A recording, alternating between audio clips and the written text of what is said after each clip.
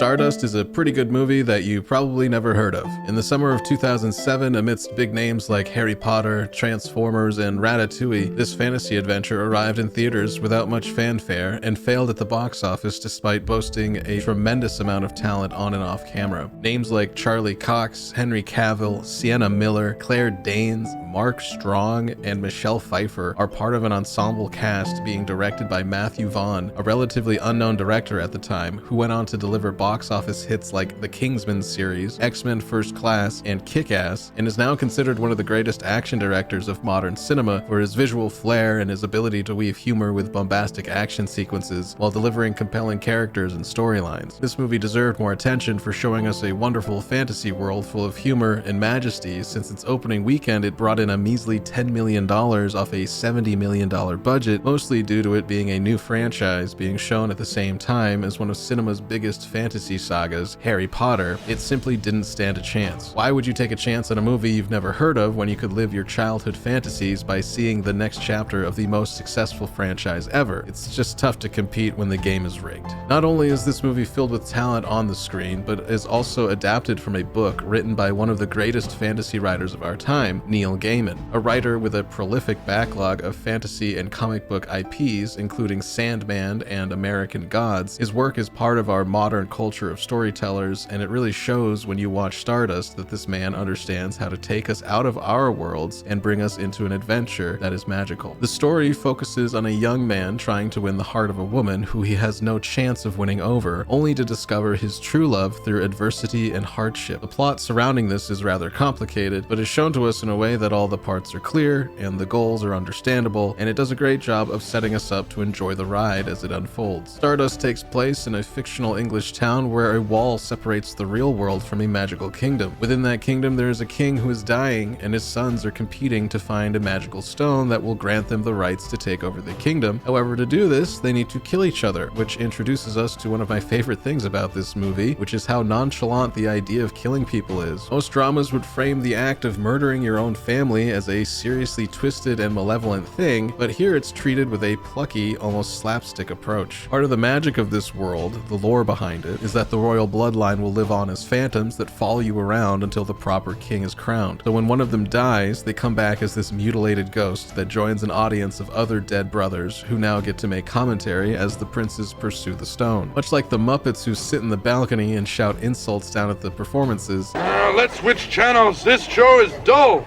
You bet. This is a hilarious backdrop that helps keep us entertained throughout the story, since they're often pointing out the things we are thinking as well as providing a silly, casual tone to what would otherwise be a more serious moment. I really like how each ghost is decorated in the way they were murdered. So the prince that fell to his death now has this squished face, and the one that was bludgeoned by an axe now has to exist as a ghost with an axe in his head, all while they belittle the surviving brothers for their incompetence as they meet their demise. Now the plot gets trickier here because the king sends the necklace shooting out into the sky, and it hits a star, which plummets to the earth and crashes down to reveal a woman. This attracts the attention of a coven of witches, who are hundreds of years old, who are sustained by eating the heart of a star. So the star now has the necklace, and then becomes the target of the princes who want the rights to the throne, and the witches who want to cut her heart out to live forever, and this young man who wants to give the star to a girl so that she will marry him, and this is the setup for the adventure. It is a glorified MacGuffin hunt, but when done well, a movie about a bunch of people competing to attain an object can be rather fun. This movie uses a convenient plot structure to help us feel what is at stake and build a world around it so that we can understand the elements we are engaging with and enjoy how it all mixes together to give us some really great moments of levity as well as romance. Now,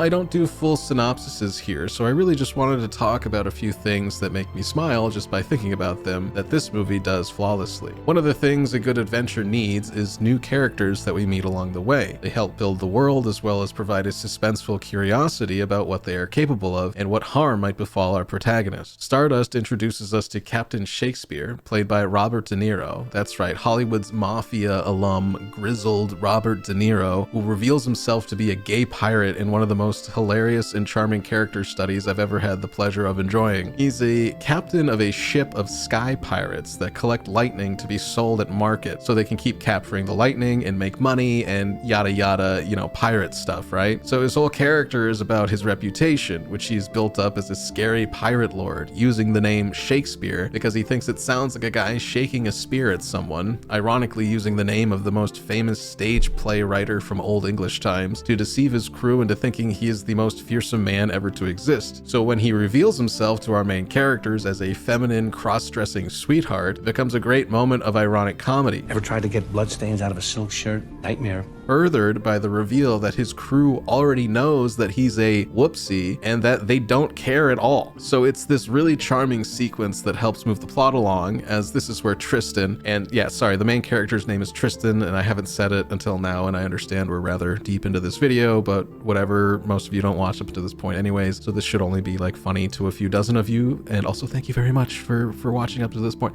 But Tristan gets his training aboard this ship, which helps explain how he goes from a bumbling fool to a now hardened adventurer. But what I really love about these pirates are these little moments where the crew is kind of waiting for the captain to act out his pirate persona. So they sort of cluster together watching the captain talk, and the captain's kind of disarmed and being his genuine self until he notices that his crew is kind of waiting for him to be the fearsome pirate guy that he puts out there. And so he goes, "Arr!" and the crew goes, "Yar!" in response, as if to say like, yay, the captain's doing that thing where he acts like the guy we're supposed to be following. It kind of reminds me of how people really work and how society is formed on the backbone of us believing in the idea of a person, even if that's not really what they're like behind closed doors. We rely on the image of a person to feel comfortable and to allow ourselves to then take comfort in the lives we lead, even if it's a lie. We need the lie to be content with our day-to-day, and this whole sequence leads to a hilarious satire of a genuine human condition we all live with, whatever it might be that we choose to believe. It's genuinely charming to me to see an actor also play against type, with Robert De Niro, who usually plays a hardened, tough guy, to play someone who's secretly feminine and romantic. It just really tickled me at how perfectly done the whole situation is, and to have it tie into the main character's journey so perfectly. It's just such a well done moment for a movie to entertain us, teach us, and push the story along with great joy. Another moment I really enjoy happens when the witches set a trap for the star, and it turns into another comedy sketch. Basically, the witches use stones to determine where the star will be, and then use magic to create a rest stop, and in order to create a believable business, have to convert a man into a woman and a goat into a man. And something about this goat man makes me chuckle uncontrollably because it is so stupid and so well done that it's just like perfect silliness. Not only does the goat man have a perfect goatee, but every little thing he does as a man is what a goat would do. So jumping up on the bar with both feet, using his mouth to open the door, and even defaulting to a headbutt when attacking a unicorn, all of it is perfect goat behavior, and the little details of this situation make it incredibly charming. I think what really sells it too is how the camera cuts to the witch's reaction when every time the goat man does something bizarre. She is visibly disappointed at how poor the scam is that she's concocted, but it's just lucky for her that the star is so ignorant of the world that the odd behaviors don't really matter to her. It's just funny to see the witch get frustrated with the genuine incompetence around her,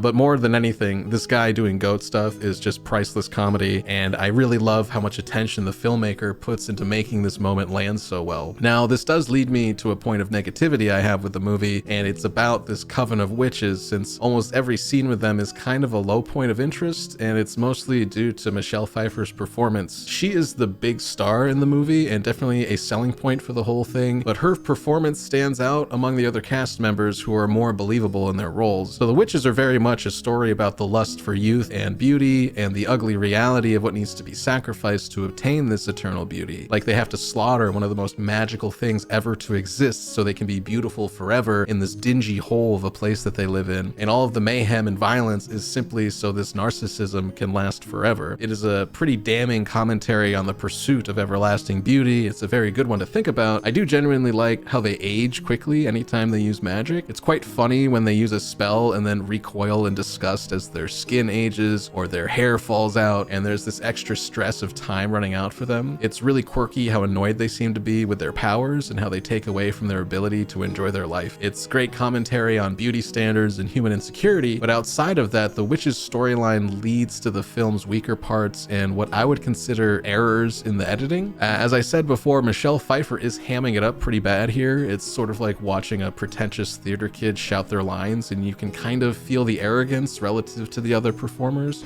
You speak as if such things are freely available. Also, there are a few awkward editing things that happen towards the beginning of the third act that take away from the overall quality of the movie, and they are all centered around Michelle Pfeiffer's character. Basically, she has aged to a certain point by the time the characters need to communicate where the plot is going to each other, and then the magic mirror shows her as a much younger version of herself, and then cuts back to her aged and deteriorated, and it's kind of a sloppy continuity thing that doesn't really interrupt or matter that much. It's just interesting to see it in a $70 million movie, and that makes me think that Michelle Pfeiffer was too important to make sure the director got the coverage he needed to fully put the movie together, or it was one of those late into the edit decisions that they didn't want to spend more money to do a pickup shot on and led to just a glaring error. But to sum it up, the witches are just kind of an easy antagonist to have in a fantasy movie, and unfortunately are the weakest element in an otherwise fantastic setup. Now, really what this movie does well, and why I think it's worth checking out if you haven't, is it's a great example of a Blundsroman, which is a fancy way of saying a coming-of-age story, and it does a great job showing Tristan grow up. He starts a hopeless romantic trying to buy the love of a selfish girl in town, only to go on a quest into the unknown, almost die multiple times, and then through luck and some wit, learn how to be a man. This is shown to us in a very matter-of-fact way. His hair and clothes change, his skills with a sword change, and he even realizes that the girl he was originally pursuing is an immature and ugly person on the inside. These are the types of character arcs that lead to any story feeling good or bad, as a good story sets us off in a positive or negative, and then must end with a positive or negative that we can tangibly see. This is one of the oldest truths of storytelling, and every notable movie you've ever connected with does this very well. A bad movie will typically tell you a character goes through these changes instead of showing it, and that is what Stardust does really well, is the whole movie shows us the situations that Tristan goes through in order to achieve the positive change in his character. I really like this movie. It's one of those movies I like to watch when I'm feeling bad because it has a wonderful lightheartedness to it. It speaks to our inner desire to pursue something, and through the quest for love and power, achieve our greater selves so we can live with happiness and joy, and does a phenomenal job taking us on a journey to get there. But I can't really dictate all this for you. You have to watch the movie yourself and see what it feels like. So I ask you now, what do you think? Have you seen this movie? What was your favorite part? Do you think this deserved more attention than it got? Let me know in the comments below, and let me know some of your favorite movies that make you feel better every time you watch them. Also, please like and subscribe, as that helps this video live in the algorithm. I've been going through some changes lately, and so I apologize for the lateness of this video. I am really aiming to have one a week done and hopefully grow this channel into the millions, so all the views really do go a long way to make that a reality. I'm no longer live streaming on Twitch, so this is my only real outlet anymore, and I hope this is something we can all enjoy as we discuss movies we love, some movies we don't love, in order to express something worth talking about. So until the next one, thank you again, and I will see you next time.